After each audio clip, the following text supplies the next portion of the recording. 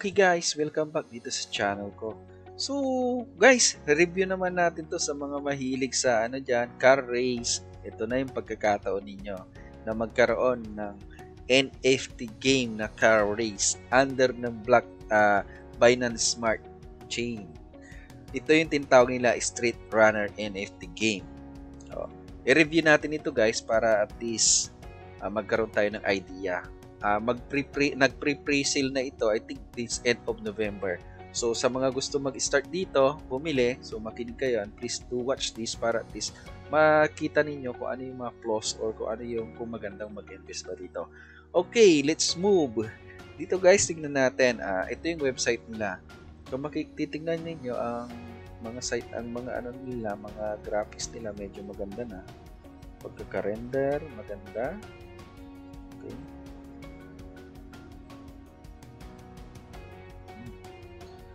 Win your silver. Hindi ko alam kung ano yung win your silver na yan. We are going to run.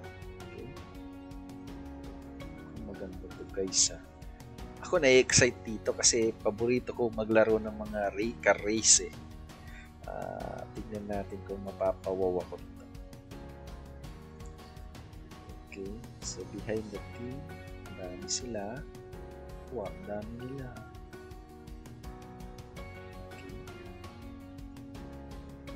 So, wow, Certic yung nag-review, okay? Partnership.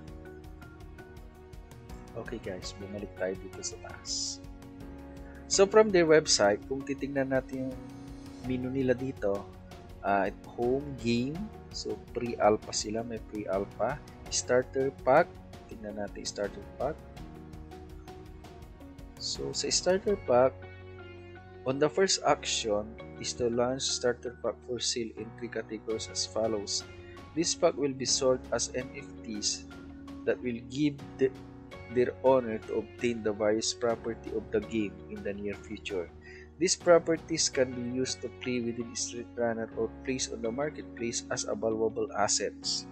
Initial pre-sale pack will be discounted by 70% off their value once game is launched.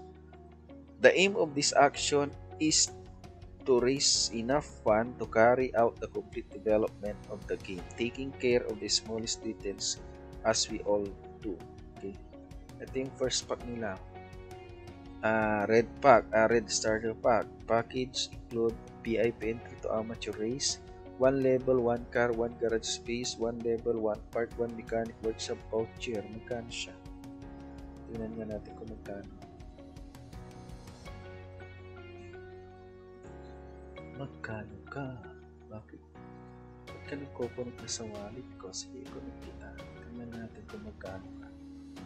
Makita natin kung magkano. How much? Magkano ka? On sale. Wow. 250 BUSD. So, 250 USD siya guys. Per red packet. Kung meron 75 rookie driver. So, 75 rookie driver. 2,500 good. Gold. Mahal ang gold guys. Silver pack nasa 1,250. So, hindi natin afford yan. Baka dito lang tayo sa starter pack. Okay, so kailan ba ito naka-sale? Hindi ko alam. So, bumalik na tayo dito kasi wala pa tayong pambili. Kukuha muna tayo ng budget. Silver starter pack. 3 cars pala yung silver. Then 1 garage space. Then 1 level 3 part. And then 1 mechanic workshop. Then buy pack USD. So, pre-sale only 500 units. Ito, pre-sale 1,000 units ito. Itong red pack. Then ito, medyo maganda-ganda to. Kaya lang medyo mataas yung presyo. Nasa 1,200. Hindi natin kakayan. Nakakatakot na invest natin dito guys. Pero parang gusto ko bumili. Okay, tignan na lang natin sa susunod na araw guys. Kasi si Jambi Bali ko, nag-aano rin ako dun. Inaantay ko yun. Okay, so dito kayo makakabili guys. Game. So tingnan natin game mode nila. Ayan guys, may starter pack na siya, 250 USD per car. Okay, so rookie driver, win your silver. Ano ba yung silver na sinasabi? The game to earn for Run is Street Run is designed as a fun and safe way to present the world with a real alternative to the pure speculation of blockchain technology. This will significantly help thousands of players to have a real alternative source of profit. Oh. We believe in a future where work and play are one. We believe in providing our players with real economic opportunities from their homes. We believe in improving the lives of the player, how to play. Street Runner is structured as an open digital racing universe. The Street Runner team will create functionalities for the game assets associated with the brand in conjunction with its community. Street Runner universe must be fun, transparent, and safe above all else. This will create an investable game experience. The ecosystem can attract enough participants to accumulate value in the network. The individual race system inspired by the Fast and Furious universe consists of 4 races per race. 4 racer per race. Street Runner uses ordinary vehicle, albeit modified in some specific parts. Okay. Ito yung free mode, player versus player mode. Just in the real world, you need a garage to keep your vehicle and improvements to it. So you will need your own garage where you can keep your vehicle and upgrade them to progress in the game. To get garage, you will need the SRP, siguro token nila to. And to have the fleet of vehicle, you will need to increase the space in your garage. Okay. 5 label of cars. Yung price ang gusto kong makita. Kung ano yung magkano kikitain natin. Ito yung amateur. So, amateur races are intended to introduce players to the Street Runner ecosystem by giving them the chance to familiarize themselves with the environment and their driving in order to improve and advance to the next level. To take part of the race, you need a category 1 or 2 vehicle and pay the entry fee of 100. May bayad na naman. Distributed reward system. 150 SR classification, 150 to 150. So, street race. Ito naman, entry fee na 500 SRP are required to take apart. Bakit ganito? Kailangan ba ito? Ba't kailangan mo magbayad para makapag-entry ka? Dapat police mode. This type of race involves running away from the police in the traffic environment in which you have to complete the race in the set minimum time to escape from the police and earn SRP. Ito siguro yung mga method nila. Ito, earn SRP. Reward. Magkano ba itong SRP na to? Okay, so maganda siya guys. Kaya lang, mag-e-entry ka din kung magkano ng token. Pero ang kagandahan nito, naka-identify dito kung magkano i-entry mo. 100 na SRP, 500. So pag manalo ka siguro, baka malaki-laki rin ang matatanggap mo, diba? Okay, so ngayon, tignan natin yung presyo ng token na to. Kasi ito yung contract nila. Yahin natin yung contract nila, guys.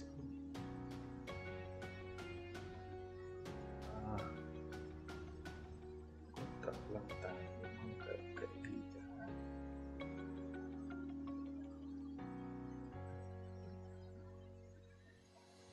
Contract lang kami. Huwag nyo sa amin.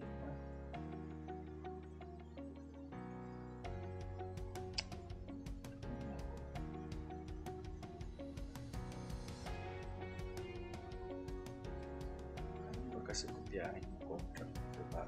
Ito nila nilagay. Ito, tingnan na nga natin yung token address nila. Ayun. Tingnan natin kung mura ng SRP nila. Wala pa eh. Kaya ito yung tokenomics nila. Oh, November 26 guys. Oh.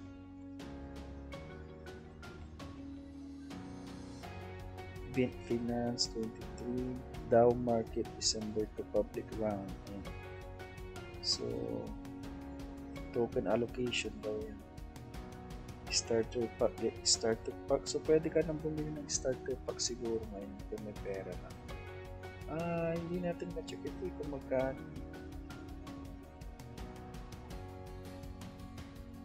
Ba't kasi ganito ang ginawa? Hindi tuloy makita kung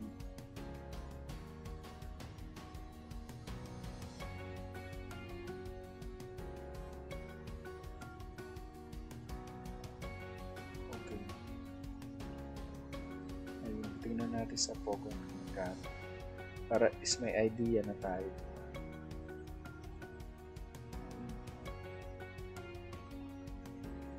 Wala pa, hindi pa active yung token nila guys. So ibig sabihin nasa pre-sale stage pa nga rin sila.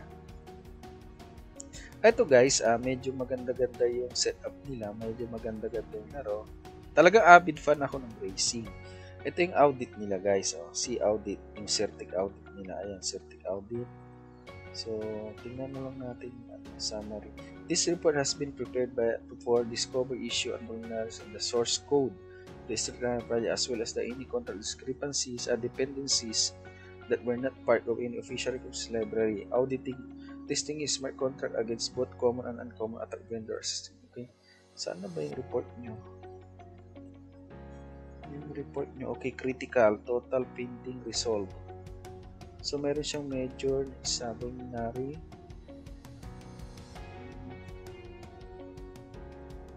Okay.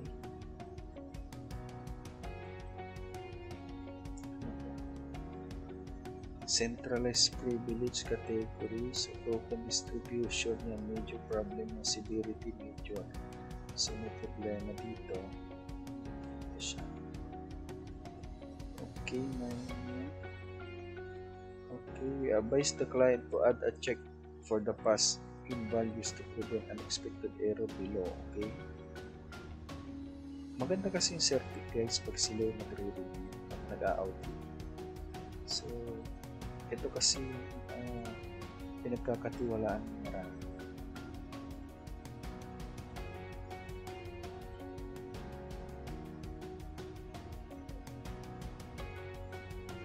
Okay guys, tingnan nyo na lang ito para hindi na tayo masyado kumaba, ano?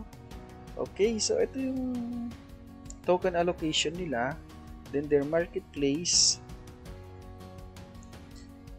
Wow, ito yung mga sinasabi ko, yung mga upgrades ng kotse mo. So, hindi na, sa mga, kung naka-experience na kayo ng racing game guys, pag nag-upgrade ka ng mga to, syempre, may kaakibat na bayad yan. Ngayon kung bumili ka ng car mo dito tapos in-upgrade mo na yung in-upgrade, pwede siyang bumili, pwede siyang maganda yung car mo, kaya lang syempre gagastos ka rin. But if hindi enough yung kinikita mo dito, but ang sabi naman nila dito sa game, ang promise naman nila magkakaroon ka ng magandang kita. Let's see how, kung paano, diba? Sana mura pa to and coming days kasi sa ngayon hindi ko pa, ayoko pa bumili sa ngayon. Tingnan natin white paper nila guys, kasi sa white paper tayo magdidepende ng decision natin kung ito ba ay okay or not. Pero sa tingin ko guys, quite okay. Kaya lang hindi lang natin alam kung magkano yung mga ito pag nag-invest ka dito. Medyo mabagal yung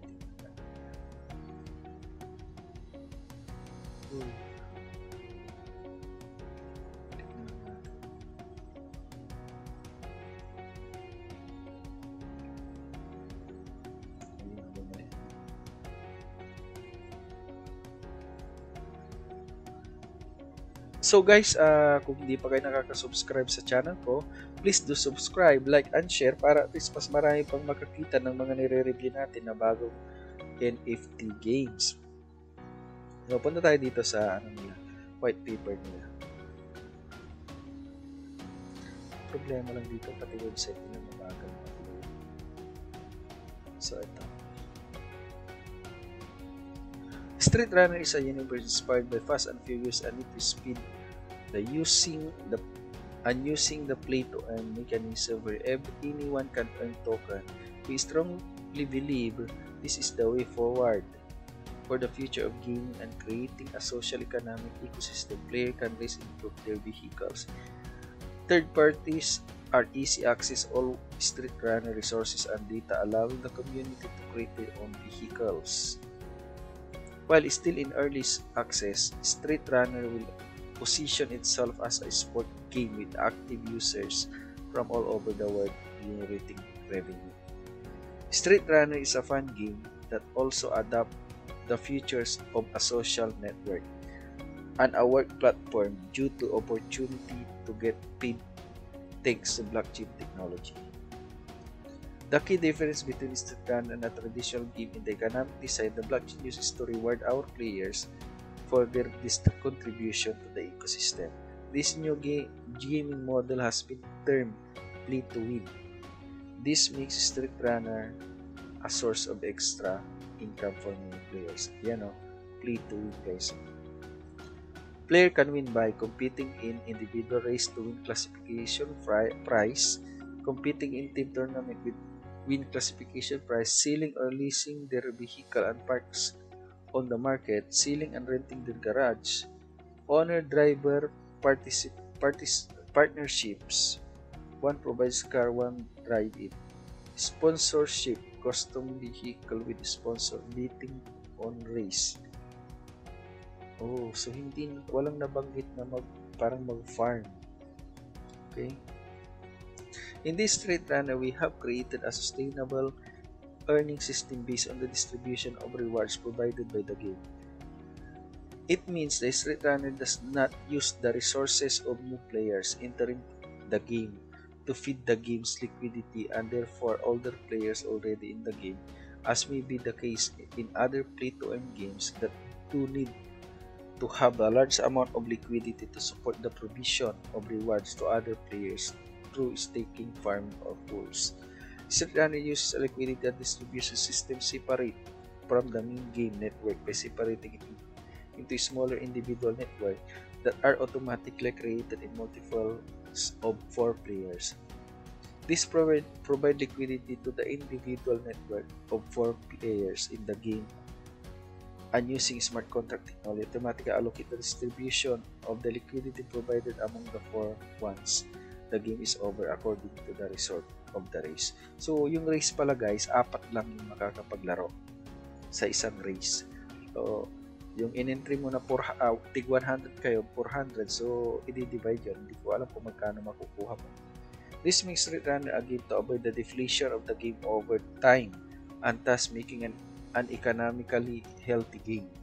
Street Runner, we have this philosophy of always being correct and fair so that all players have the same condition and participation in the game, and therefore we implemented a method of distribution of rewards equitable to the result of classification but without leaving any participant out of reward for finishing the race. Okay, so ibig sabihin guys, makakakuha naman pala lahat ng premyo. Kaya lang ang problema, syempre pag huli ka, mababa na yung makukuha mo. But, kung 400 yun, hahati-hatiin yung 400 sa inyong 4. Okay lang naman. Street Runner is designed as a fun and safe way to present the world with a real alternative to the pure speculation of blockchain technology. This significantly helped thousands of players to have the real alternative source of profit. Vision. We believe in future work and play. Okay, binasa natin how to play. Free mode token. Ito yung token na. There are 2 tokens in Street Runner, each with its own function. The SRG token is intended for the governance of Street Runner and to connect the game ecosystem with the real world. This token will have a maximum value of 160 million. The SRP token is intended to use within the game's internal ecosystem to maintain the stable value of set a USDT per token. This token will have the maximum of 1 billion. So, ibig sabihin, maintain stable value set at USDT per token. So, $1 per token yung SRP. Medyo malaki. Okay, ito yung mga garage. Dito ka daw pwede mag-upgrade. So, just in the real world, you need a garage to keep your vehicle and make improvements to it. You will need your own garage where you can keep your vehicle and upgrade them in progress in the game. To get a one garage, you need SRP, and to have a fleet of vehicle, you need to increase the space of your garage. To upgrade your vehicle, you will need SRP to obtain parts. Ayan yung sinasabi ko. Kailangan mo ng SRP para ma-upgrade yung sasakyan. Hindi nila sinabi kung magkano. There are 5 categories in vehicle, higher categories.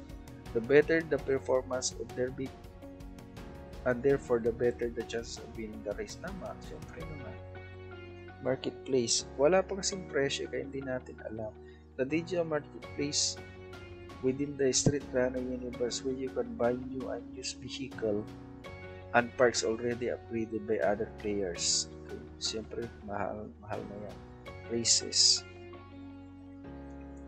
So the Street Runner, we like to be true to reality, and therefore we create the same weather condition as in real life by driving in the rain, day or night, so the player experience different driving sensation. Wow, nakakatuwa, nakaka-excite. Circuit player, so ito yung circuit player. Rookie driver, so amateur race, street race, runner race, tournament. Okay, they will be divided to categories. Okay, so skip police. So ito yung nakita natin kanina. So ito yung reward system. So this type of race involves running away from the police in the traffic environment, in which you have to complete the race in a set minimum time to escape from the police and earn SRP rewards. Okay, ibig sabihin nito, ito yung ito yung parang pagpa-farm mo. Wala naman silang nabanggit na energy. So team owner, the person who invests in buying the cars and their upgrades. The runner is the one who drives using the vehicle provided. So parang may scholarship din siya. So beating, ito yung pupusta ka, beating mode. The beating system provides a bonus within the game, as any player can back the result to another player and also to race or tournament. For the world ranking, you'll be able to see the best team and individual riders with this statistics to help you decide who is the best choice. This support can be provided in. Okay, so starter pack, ito yung kaninang tinignan natin. So ito yung red starter pack. Ang presyo niya is $250 USD. Yung sa silver naman, $1,250 USD. Tatlong kotse na yun. Si gold naman, 5 car na, kaya lang $2,500 USD. So mahal siya. May kataasan ng presyo. Ito yung presyo. Pre-sale is October. Oh, nagka-pre-sale na pala last October 22. At the price of 0.015. Yung public sale nila November 19 at the price of 0.13. Okay? Bakit hindi ko makita yung yung presyo ng token? Baka hindi pa naka-update dito. So okay guys, so kung interesado kayo dito, you can find it. Hanapin nyo lang streetrunner.site. So nandiyan yan yung website. Okay guys, maraming salamat sa panonood. I hope makalaro kayo dito. Kung interested kayo, pwede nyo uling i-review ito guys. Maraming salamat.